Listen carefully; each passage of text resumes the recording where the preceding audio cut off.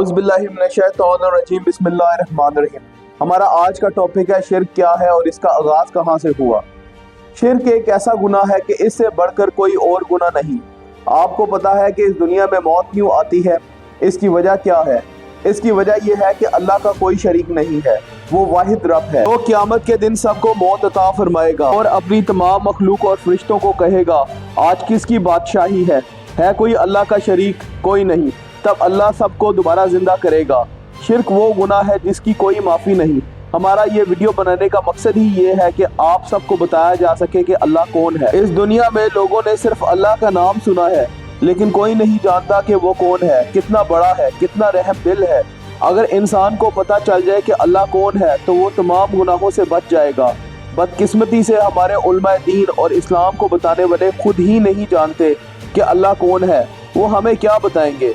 शिर्क एक ऐसा गुनाह है जिसकी कोई माफ़ी नहीं। अगर अल्लाह चाहे तो इसके नीचे जिसे चाहे माफ़ कर दे। हमारा मकसद ये है कि जितना हो सके दुनिया में सच फैलाएं, क्योंकि हमारा दुश्मन शैतान है, इंसान नहीं। हमने इसका मुकाबला करना है। जो नज़र नहीं आता वो हमारा दुश्मन है। हाँ, इसकी सोच नज़र आएगी।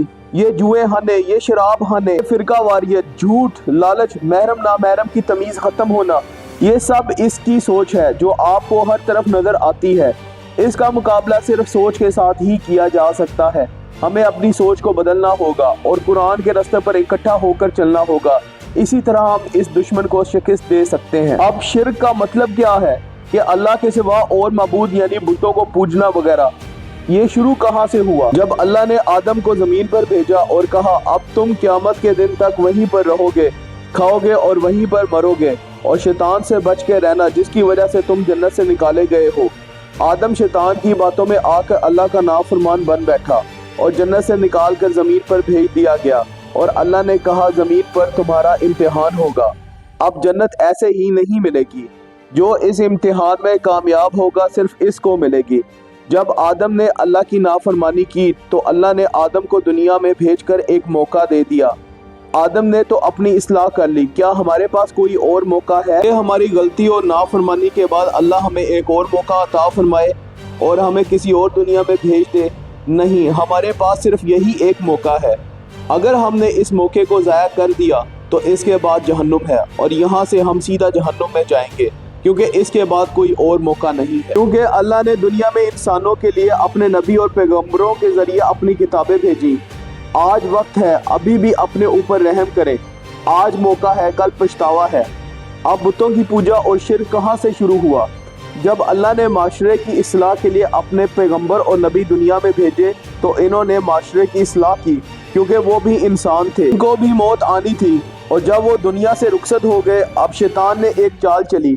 इसने लोगों से कहा, ये अल्लाह के नबी थे, ये दुनिया से चले गए हैं, अब इनकी याद में इनका बुत बना लो ताकि हम इनको याद कर सकें, क्योंकि इस दौर में कैमरा तो होता नहीं था। चुनाचा लोगों ने इनकी याद में इनका बुत बना लिया।